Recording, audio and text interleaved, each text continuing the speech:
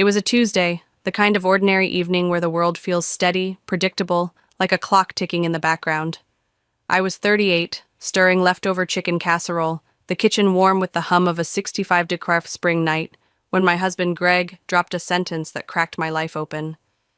Between bites, his fork scraping the plate, he said it. "Penelope, I've always had doubts. I think it's time for a DNA test for Matthew." The words hung in the air, sharp as broken glass, and I laughed, thinking it was a joke. 15 years of raising our son, sleepless nights with colic, school projects glued together with love, ER visits for a broken arm, flashed before me. Doubts? What doubts? But Greg's jaw clenched, his eyes fixed on his plate, and my laughter died. I sat across from him, the casserole congealing, my heart thudding like a drum in a quiet room. "What do you mean by doubts?" I asked, my voice careful, as if stepping on thin ice. "I mean exactly what I said," he replied, his tone flat, like we were discussing a car repair. "I've had reasons, and it's time we know for sure." I stared at him, this man I met at 23, dependable if not romantic, who paid bills on time and mowed our suburban lawn every Sunday. Our life wasn't fireworks, but it was stable. Matthew came a year after our wedding, born in 2009 at St. Joseph's Memorial Hospital, 20 miles away. Greg was there, crying when he held our son, a rare crack in his stoic shell. I'd never seen him cry before, not even at his mother's funeral. And now this. That night I lay awake, the ceiling fan's rotations a metronome to my racing thoughts. Greg's steady breathing beside me felt like a betrayal, as if he hadn't just tossed a grenade into our lives. I didn't scream or demand answers. I just counted the fan's spins, each one a question. Why now? What reasons? Matthew, with Greg's cleft chin and stubborn scowl, was our son. How could he doubt that? 2 days later, we drove 10 miles to a clinic, the air thick with silence. Matthew, 15, asked why we needed a special doctor. Greg lied smoothly. Routine tests. I stayed quiet, my hands knotted in my lap, the technician's kind smile burning like pity. She swabbed Matthew's cheek, her gloves snapping in the sterile room, and I wondered what she saw in us. A fractured family, an unfaithful wife, a paranoid husband. The question lingered as we left, the spring sun too bright, the weight of Greg's words heavier than the casserole dish I'd scrubbed clean the night before. 15 years, and I thought we were a team. But as Greg's eyes avoided mine, I felt the ground shift beneath me, a crack I couldn't see but knew was there, waiting to swallow us whole. The 9 days that followed felt like wet wool draped across my shoulders, heavy, itching, suffocating. I waited for the DNA results, each hour a vice tightening around my chest. The suburban house we'd built our life in now a stranger's territory. Greg barely spoke, his presence a ghost in our home. He left early for work, his truck rumbling out of the driveway before dawn, and returned late, eating dinner without comment. No kisses goodbye, no goodnight pen. The air between us was cold, sterile, like strangers sharing a hospital waiting room on a 60-degree overcast morning. I watched him closely, the way he checked his phone in the garage, the way his laptop snapped shut when I entered the room. Once he'd shared everything. Boring spreadsheets, articles about deck repairs we'd never do. Now his world was locked away and I was on the outside, staring at a password-protected screen that mocked my trust. I didn't tell anyone at first, not even Denise, my sister, who called every evening like clockwork. But on the 4th day, I cracked, my voice trembling as I told her over the phone. "He's always been insecure, Pen," she said, her tone sharp with memory. "Remember his ex and that piano teacher? He never trusted anyone, not even himself." I nodded into the receiver, recalling a decade-old argument I thought we'd buried. Maybe some wounds don't heal, just scab over until someone scratches too hard. I declined her offer to come over. Our home radiated an energy I couldn't let her touch. Matthew felt it too. At 15, he'd grown quiet, pushing peas around his plate like they held secrets. One night, his voice barely a whisper, he asked, "Is Dad mad at you?" I lied, my throat tight. "No, sweetheart, he's just tired." But his eyes, so like Greg's, searched mine, and I knew he didn't believe me. On the 5th day, I couldn't hold it in. Over the hum of the dishwasher, I asked Greg, "What made you start questioning?" He didn't look up from the sports section, his coffee mug steaming in the 62-degree of kitchen. "A few things," he said, his voice sharp, premeditated. "Doesn't matter now. The results will speak for themselves." That answer didn't sit right. Not because it was vague, Greg always kept his thoughts close, but because it felt like a blade, honed and ready. I retraced our life, searching for clues. Had someone said something? A colleague? A friend from church? Maybe someone saw Matthew's brown curls, so like Greg's, and commented. But it didn't add up. Matthew was Greg's mirror, same chin, same scowl when told no. Still, something had shifted, and I was drowning in the undertow. I opened Greg's laptop once, while he showered, the water's hiss masking my guilt. It was locked, a password I didn't know glaring back. It never used to be. I stood there, the bathroom steam curling into the hall, and felt like an intruder in my own life. Matthew's basketball sat by the door, scuffed from years of driveway games, a relic of the family we were. I wanted to call Linda, my best friend, who'd have a quip about men and their egos, but I couldn't. Not yet. Instead, I waited, the clock ticking louder each day, the spring air heavy with rain that never fell. 9 days, not 7 like the technician promised, and every moment stretched like a shadow, dark and unyielding, until I wasn't sure what I feared more, the truth or the man who'd demanded it. The morning the DNA results arrived, my coffee sat untouched, cold as the 70-degree air in our kitchen. 9 days of waiting had carved hollows under my eyes, each tick of the clock a reminder of Greg's locked laptop and Matthew's searching gaze. I drove 15 minutes to the clinic with Greg, my nails digging into my palms, his hands steady on the wheel.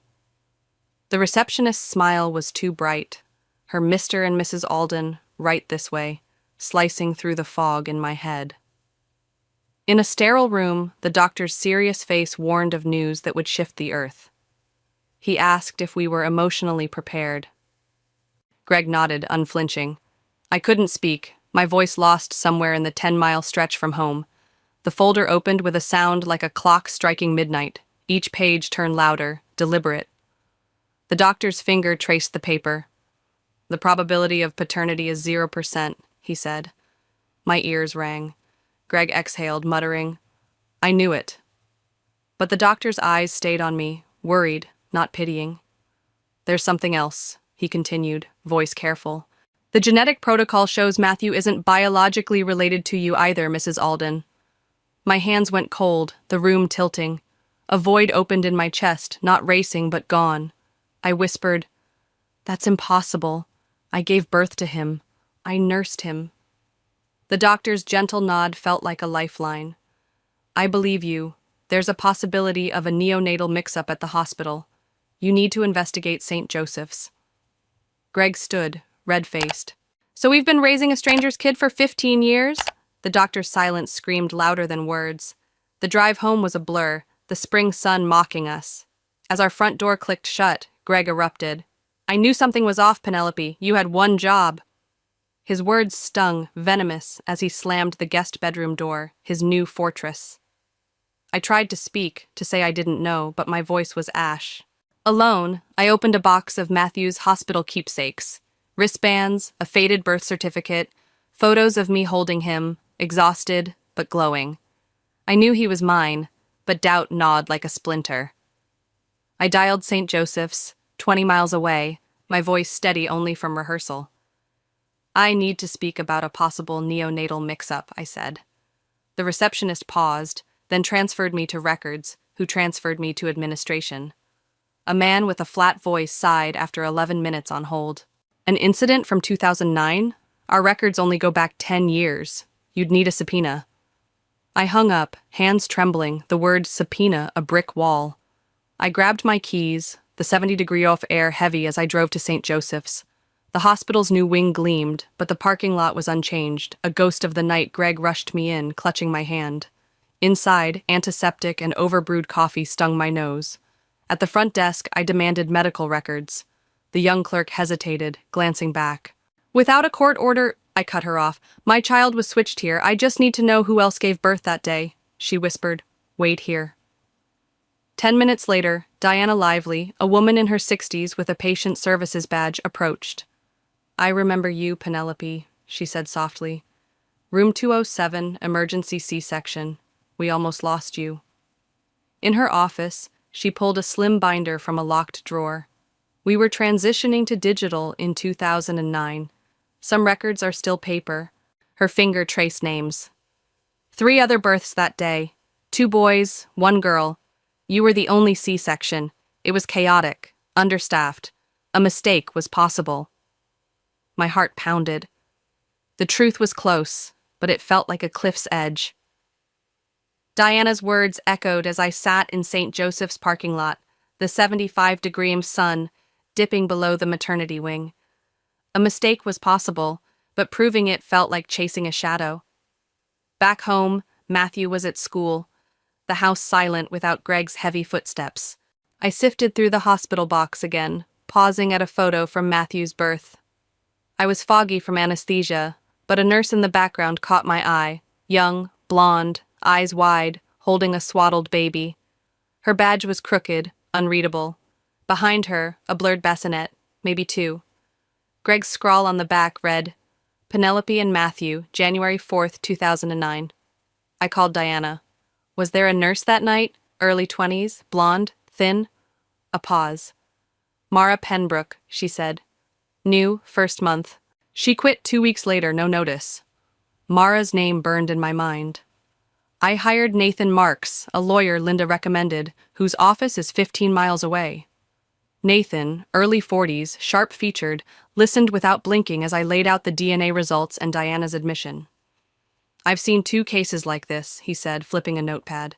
It takes months for delivery logs. We'll need a private investigator.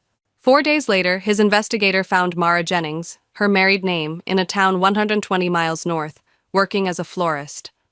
I drove alone, back roads winding like my thoughts, the 75-degree of air thick with eucalyptus as I entered her shop. Pink shutters, a bell jingling, a woman with tied-back blonde hair, trimmed stems, her hands trembling when I said, Mara. Her smile dropped. I'm Penelope Alden. I gave birth at St. Joseph's, January 4th, 2009. You were there. Recognition flashed, then panic. I haven't worked in medicine in years, she stammered. I softened. Please, just hear me out. In a back room surrounded by carnations, Mara sat on an overturned crate. I was 21, my 2nd week, she whispered. We were down 2 nurses. 2 women went into labor back to back, 1 natural, 1 emergency C-section, you. We were supposed to double-check ID bands, but the admin rushed me. The bassinets got moved for observation. I thought I had it right. My stomach twisted. Are you saying you switched them? Her eyes welled. I didn't mean to. Later I noticed a discrepancy, but my supervisor told me to stay quiet, said it'd ruin lives. I'd be liable. She quit, carrying the guilt. The other mother, Lorna, red hair, her husband in construction. That's all I remember. I left with her business card. Mara Jennings scribbled on it, my hands shaking. Nathan ran Lorna's name through databases. Lorna Blake, 24, in 2009, lived 30 miles away, gave birth to a boy, with no complications. I drove to her 2-story brick home, with wind chimes on the porch and a scooter in the driveway.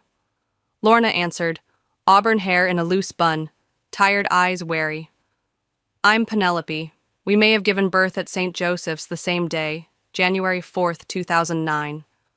She stared, then said, You'd better come in. Her house smelled of cinnamon. Jacob, 15, sat on the couch, earbuds in, his head tilted eerily familiar. Lorna paled as I explained the DNA results. I always wondered, she whispered. Jacob's blood type doesn't match ours. His hair darkened early, unlike our family. She'd never told her husband, Ray, who shunned uncertainty.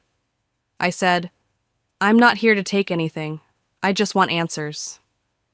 Meanwhile, Greg's absence grew darker. His credit card showed motel charges 25 miles away, meals and roses.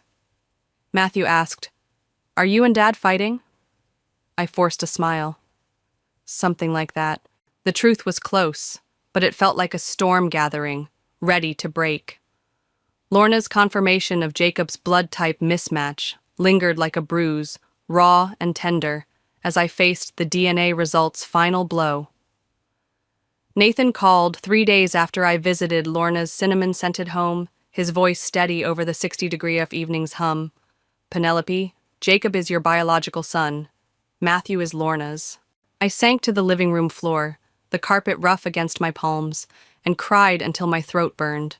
Not for the science, but for the life I'd built on a stranger's mistake. Matthew, still at school, didn't know, and every glance at his scuffed sneakers by the door tightened the knot in my chest. Greg hadn't come home in days. His credit card trail, motel 25 miles away, roses, proof of a betrayal I couldn't ignore.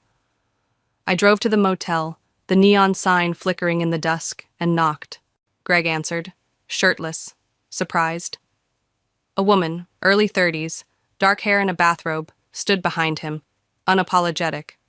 You're not even going to deny it, I said, my voice steel. He rubbed his neck. It didn't mean anything, I laughed, bitter. Motel stays? Flowers? She listens to you, Greg? Unlike me, who lied for 15 years? My palm stung before I knew I'd slapped him. I bled in that hospital. I loved our son. You ran because the truth scared you. He turned away, silent, and I left, the night air sharp against my skin.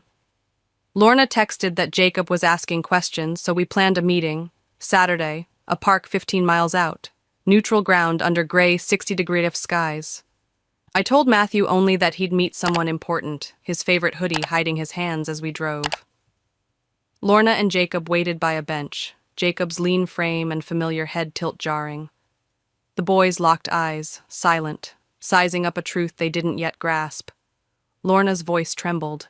Jacob, honey, this is Penelope. She's your biological mother. The words hit like a stone in a still pond. Matthew's brow furrowed, his hand pulling from mine. Mom, what's going on? I knelt, my knees damp on the grass. Sweetheart, there was a mistake at the hospital. They gave me the wrong baby, but I didn't know. I love you. You're my son, always. His eyes widened.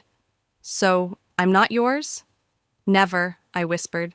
Just not by blood. He stepped back. Does Dad know? Is that why he left?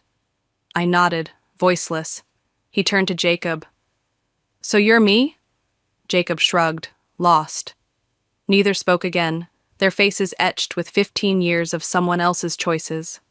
Back home, Matthew locked himself in his room, the house still as a held breath. His basketball stopped bouncing, his music silenced. I left plates of food outside his door. Some vanished, most didn't. On the third night, I found him on the porch, hoodie up, knees to his chest, the 58-degree air heavy with coming rain. Hey, I said, sitting beside him. He stared at the street. Am I going to have to live with that woman? My voice cracked. No, sweetheart, no one's taking you from me. But she's my real mom, I touched his shoulder. I'm your real mom, maybe not by blood, but in every way that counts. He wiped his nose, leaning into me, and for the first time in days, he didn't pull away. The park's silence, Greg's betrayal, and Matthew's pain were weights I carried. But his warmth against me was a spark, a promise we'd find our way.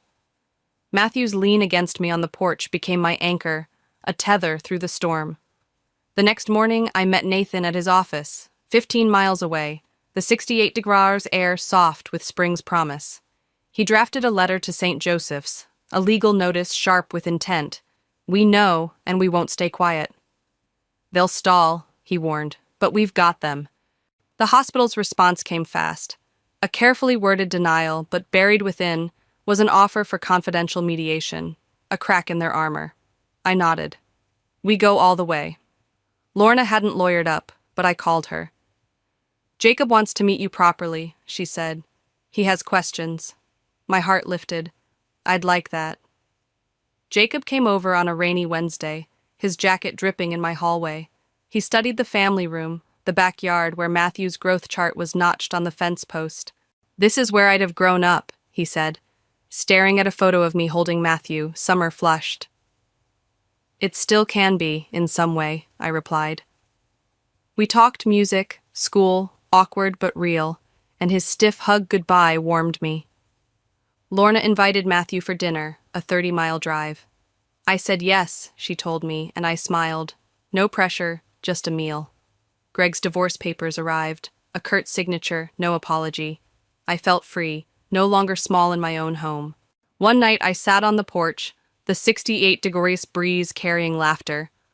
Matthew and Jacob shot hoops in the driveway, not brothers, not strangers, their shots arcing under the floodlight. I'd lost a marriage, a certainty, but not my son. I gained another, and a fight for the truth. St. Joseph's would answer not today, but soon. For now the balls thud, the boys' calls, and the open sky were enough. A family redefined, circling closer, stitching wounds with every shared glance. As I sat on the porch that final night, the 68-degree enough breeze weaving through the laughter of Matthew and Jacob shooting hoops, I understood a truth that no DNA test could unravel. Family isn't stitched by blood, but by the quiet, fierce choices we make every day. At 38, I'd spent 15 years building a life with Greg, believing stability was love, only to watch it crumble under his doubts and betrayal. The hospital's mistake tore open my certainty, revealing Matthew wasn't mine by biology, yet every fever I soothed, every scraped knee I bandaged, every late-night talk cemented him as my son. Meeting Jacob, my biological child, didn't diminish Matthew, but expanded my heart's borders, teaching me that love can stretch without breaking. Greg's absence, his roses for another, showed me I'd been small in my own home, tiptoeing around his insecurities. But facing Lorna, Mara, and St. Joseph's, I found a strength I didn't know I had, not just to seek justice, but to redefine what family means. I learned that truth, however painful, is a forge, not a wrecking ball. It burned away illusions, Greg's loyalty, the hospital's infallibility, but left me with clarity. I am enough for Matthew, for Jacob, for myself. The driveway's thudding basketball, a rhythm of resilience, reminded me that mistakes, even monumental ones, can't erase the life we choose to live. I'll fight for answers, not because biology defines us, but because honesty does. That night, under the floodlight's glow, I vowed to hold my boys close, blood or not, and to never again let fear or doubt dictate my home's heartbeat. What if the home you grew up in, with its lavender-scented yard and glowing dinner table, was a stage for a quiet betrayal? I'm Jasmine Carter, born in a sleepy Oregon suburb where the world saw a perfect family, white picket fence, neat lawn, and all. But behind the curtains of our cozy house, I learned early that love could be measured, weighed, and withheld. From my first steps, I was a project, not a daughter, and when my sister arrived, I became a shadow. This is the story of how I stepped into the light. Our house on Maple Street was a postcard of middle-class America. The front yard bloomed with lavender, buzzing with bees in summer, and the white picket fence stood crisp against the green. Inside, under warm chandelier light, we ate meatloaf and mashed potatoes, the clink of forks, a soft rhythm. To neighbors, we were the Carters, Mark and Linda with their 2 girls, a model of suburban bliss. But I saw the cracks. My father, Mark, a software engineer with a love for numbers, dreamed of a child who could solve equations as easily as he did. My mother, Linda, had read 40 parenting books before I was born, her shelves heavy with titles like Raising Genius. They wanted brilliance, and I was their first experiment. I was 3 when I felt their disappointment settle like dust. I couldn't count to 20 or write my name neatly, my chubby fingers smudging the paper. One evening, I overheard Linda in the kitchen, her voice sharp with caution. "Mark, she's not learning as fast as we hoped. We need to intervene before we miss the golden stage." My father nodded, his eyes sliding over me as I played with blocks. I was a math problem that didn't add up, a puzzle not worth solving. Their words stung, but I didn't yet know how to name the ache. I just kept building my towers, hoping one day they'd see me. Then Claire arrived, 4 years after me, and the house changed. Linda became a new woman, her eyes bright with purpose. The living room was filled with brain-boosting toys, colorful stacking rings, emotion flashcards, even a musical high chair that played Mozart. Claire was their masterpiece. I remember sitting in the corner, my Legos scattered when Linda walked by with Claire in her arms. "She's only 7 months and already responds to three-step sequences," she said, glancing at me. "You never say mine, Jasmine, keep playing." Her words landed like a stone in my chest. Claire's toys came from Sweden, her books from elite catalogs. I had a stubby pencil and a workbook, my efforts met with sighs. By the time I was 6, I knew my place, present but unseen, like a ghost in my own home. The lavender outside still bloomed, but inside I was already wilting, waiting for someone to notice. As a child, I thought love was something you earned, like a gold star on a spelling test. But in our house, love was a spotlight, and it always shone on Claire.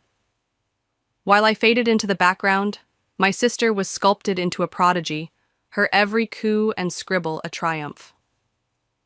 By the time I was 12, I'd learned to live in the dark, but the cost of that lesson carved deep wounds. This is how I became a shadow, and how I began to fight my way out. Claire's world was a treasure chest of opportunity. Her high chair sang lullabies in 3 languages, her fabric books arrived from Sweden, and by age 2, a Montessori tutor came twice weekly to nurture her gifted mind.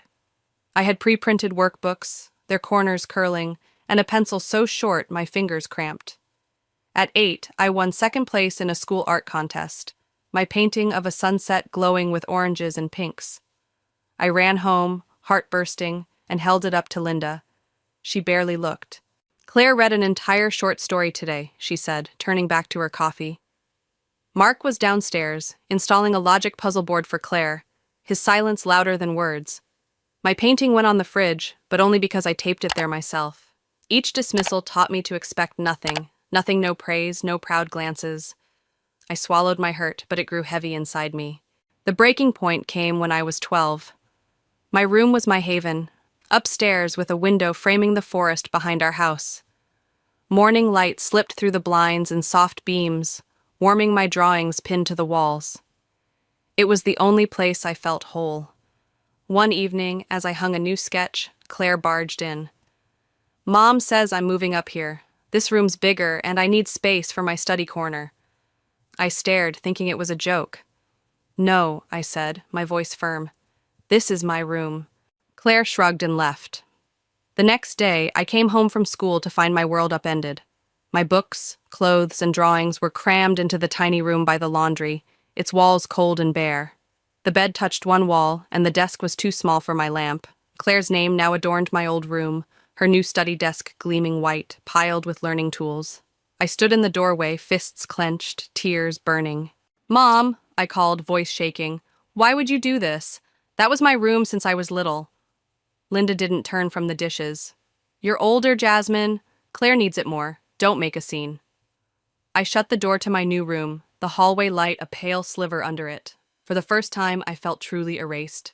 I became a ghost in the Carter house, present but invisible. Claire's achievements, spelling bees, piano recitals, filled every conversation. My report cards, always solid, were glanced at and forgotten. I stopped sharing my small victories, like the time I aced a math test or joined the debate club. Linda's daily reminders to try harder echoed in my mind, but trying never seemed enough. Yet, in that cramped room, I found a quiet strength. I read library books late into the night, taught myself to sketch better, and promised myself I'd prove my worth, even if no one else saw it. The forest outside my old window was gone, but I carried its stillness inside me, a seed of resilience taking root. I didn't know then that it would grow into something unbreakable, or that the shadows I lived in would one day teach me how to shine. In the dim corners of my childhood, where I'd learned to hide my hopes, a spark flickered when my grandparents walked through our door. Arthur and Helen, with their gentle smiles and worn photo albums, saw me when no one else did.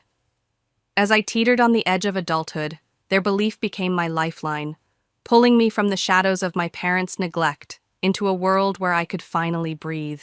Grandma Helen and Grandpa Arthur were rare visitors to our Salem home, their red brick house 40 miles away a warm contrast to our cold perfection.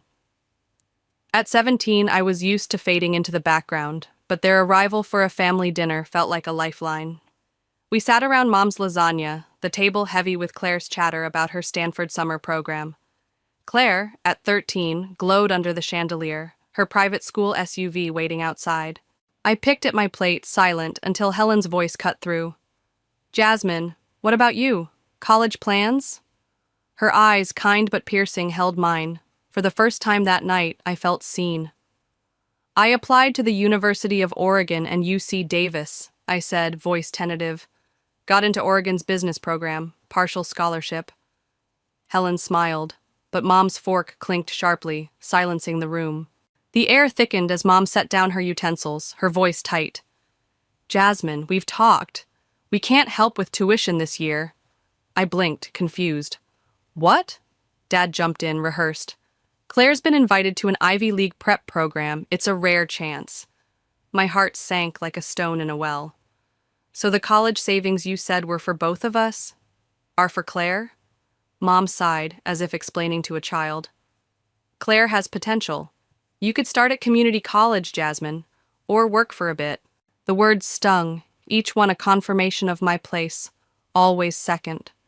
The room fell silent, save for Helen's spoon against her plate. "Linda," she said, low but firm, "both girls are my granddaughters. I can't watch one be cast aside."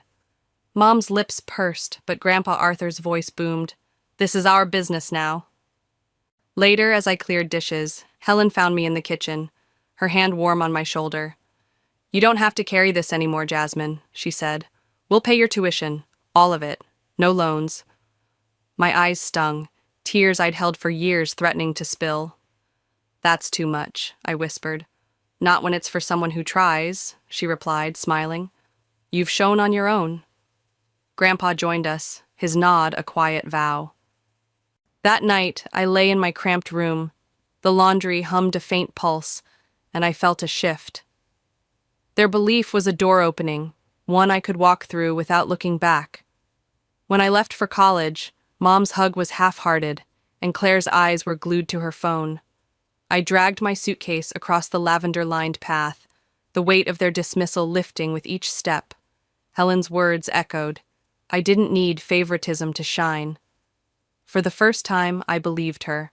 Leaving the house where I'd been invisible, I stepped into a world that saw me.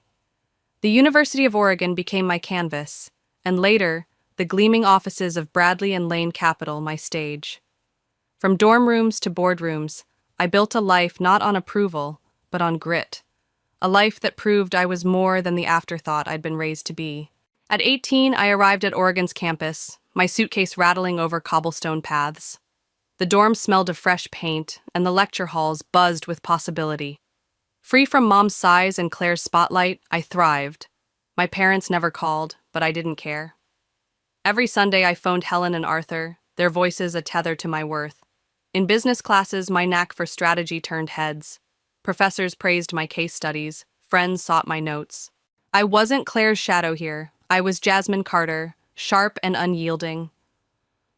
Late nights in the library, I devoured marketing texts, my highlighter a wand conjuring a future. By junior year, I led the debate team, my arguments crisp, my confidence growing like ivy. I wasn't just surviving, I was building something real. Senior year, Dr. Elgin, my finance professor, changed everything. "Jasmine, you should apply to Bradley and Lane Capital's internship," he said, handing me a flyer. "Your mind's made for it." At 21, I walked into their Seattle office, heart pounding, facing 3 managers across a glass table. "What's key to an investment strategy?" one asked. "Data's only half the story," I replied. "You need the psychology behind it." They nodded, and I got the offer. That summer, I analyzed market trends, my desk buried in reports. When I graduated with honors, Bradley and Lane hired me full-time as a junior investment analyst. At 22, I was no longer the girl in the cramped room. I was a woman carving her place. 2 years later, at 24, I faced a test that defined me. Reviewing a high-net-worth portfolio, I spotted trouble. Tech stocks showed unnatural growth, their numbers too perfect against a shaky market. Colleagues saw breakout potential. I saw a trap. For 2 sleepless nights, I traced reports, uncovering inflated revenues, companies buying their products to fake sales. If we didn't act, we'd lose $32 million in client funds. On Monday, I walked into the executive boardroom, my 42-page analysis trembling in my hands. "We need to pull out," I said, projecting risk simulations on the screen. No one interrupted. When I finished, the CFO leaned back, stunned. "She just saved the company," he told the CEO. "Within days, we restructured the portfolio, avoiding disaster." 6 months later, the firm reported 11.4% growth, the highest in 7 years. My name echoed in the halls, no longer a whisper. That victory fueled my next leap. After hours, I built Prism, a risk-scoring system blending market data with consumer psychology, social media trends, and global shifts. At first, it was my private obsession, coded on my laptop in a dim apartment. But when Prism predicted price swings in 3 major stock groups, before a trade war and a tech scandal, management took notice. By 26, I presented it to the board, my voice steady as it projected millions in savings. They integrated Prism into the firm's core strategy, outpacing 2 competitors. The CEO, Richard Langley, called me to his office. "Jasmine," he said, "we're naming you Chief Strategic Investment Officer." I could barely breathe. 4 years earlier, Mom had suggested community college. Now I lead a multi-million-dollar firm's strategy. Each late night, each bold choice, had led me here, not to prove them wrong, but to prove myself right. I'd spent years building a life beyond the shadows of my family's neglect, my new title as Chief Strategic Investment Officer a beacon of what grit could achieve. Yet, when Mom offered to host a celebration in our old Salem house, a flicker of hope stirred. Maybe we could mend the past, but hope can be a cruel mirage. And that night, I faced a betrayal so brazen it demanded I finally speak my truth.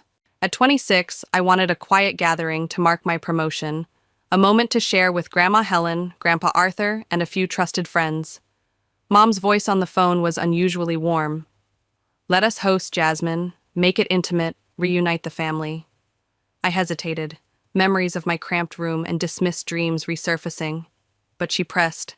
"Send $3,500 for catering and decorations. I'll handle the rest."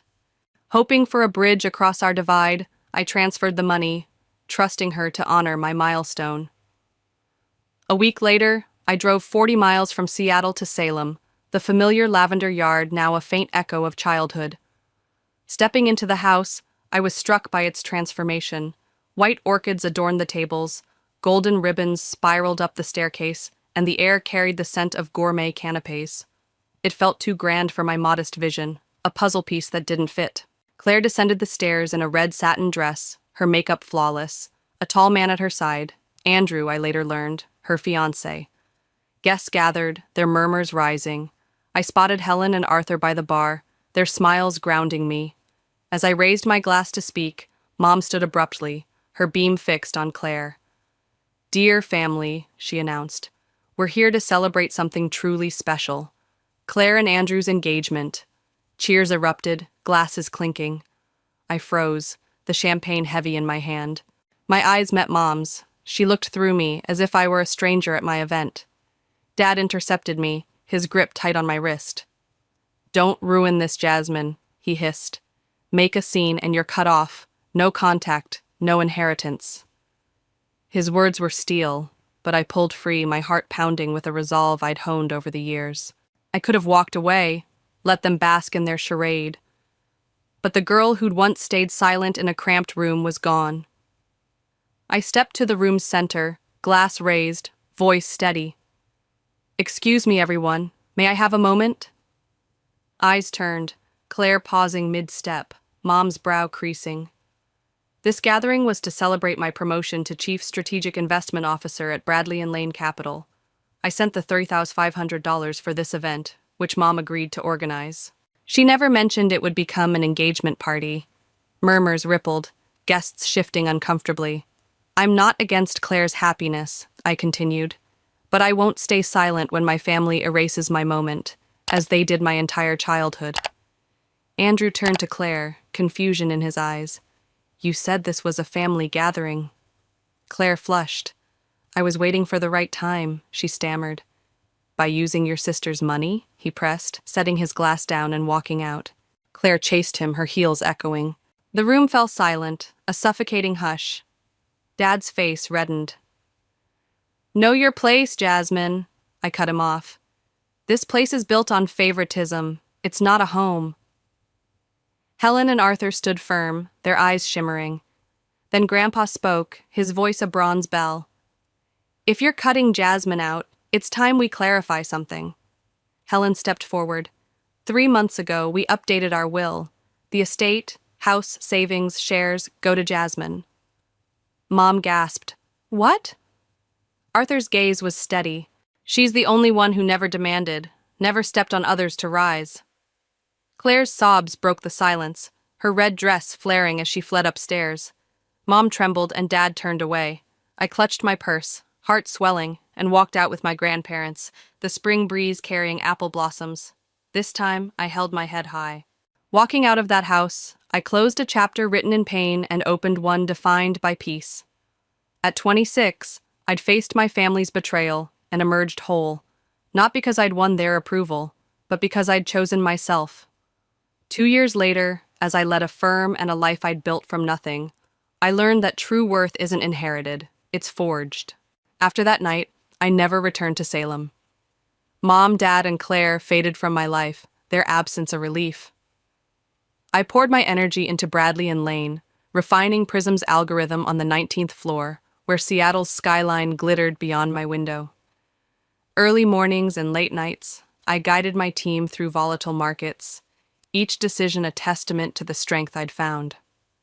Richard Langley, our CEO, announced his retirement in my second year. To my shock, he named me his successor. At 28, I stood in the main hall, cameras flashing, as the youngest female CEO in the firm's 60-year history. Jasmine represents a new generation, Richard said. I called Helen and Arthur from my office, my voice thick. I did it. Grandpa laughed, Helen's words a balm. You've always been worthy, from day one. 40 miles away, Claire's life unraveled. At 25, she wore no engagement ring. Her ventures, a fashion course, a brief stint as a content creator, abandoned. She'd moved back to Mom and Dad's, sleeping in the room she'd once taken from me. Sometimes, Helen mentioned their questions about me through mutual friends, but I felt no pull to reconnect. One spring afternoon, as I left a strategy meeting, I saw Claire in our lobby, her designer coat stark against her uncertain gaze. I'm not here to apologize, she said, voice sharp. How do you do so well without anyone lifting you? I met her eyes, calm. I had nothing, Claire.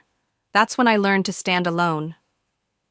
She stared, then turned and left, her heels clicking into silence. I wished her no ill, but I'd never again yield to keep her peace. Every Sunday I drove to Helen and Arthur's red brick home, where we toasted bread and flipped through old photos. Helen recounted my childhood mischief, Arthur pretending to forget so I'd retell each tale. Once I asked if they regretted leaving me their estate. It's not about the money, Helen said, her hand over mine.